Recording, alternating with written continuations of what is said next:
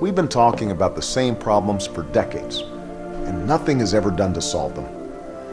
A lot of people have never had to think about voting for a viable African-American candidate. Well, you're all Joe the Plumber, so all of you stand up and say, I thank you. So for some of these people, they might not be completely satisfied with voting for another 4 years of Republican government, but they don't necessarily know what they would get out of this new type of candidate that they've never had to think about before.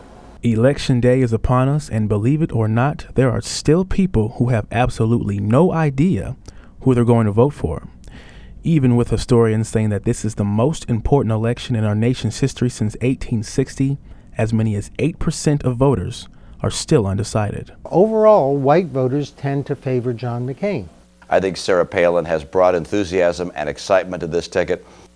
Nobody can take anything for granted, and I don't think the Obama campaign is. Democracy is messy. I don't think we've moved beyond race, but I do think that relying on our racial history to determine how we should vote in this election is not going to be a good thing.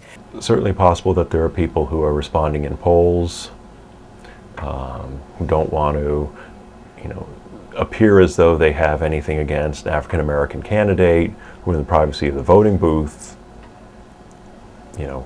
will vote the other way. The Klingons, all of us, I guess, holding on to religion and guns and... Looking at the recent polls, it suggests that Sarah Palin has had a negative effect on the undecided in terms of support for McCain, but I think fundamentally people don't vote for the vice presidential candidate.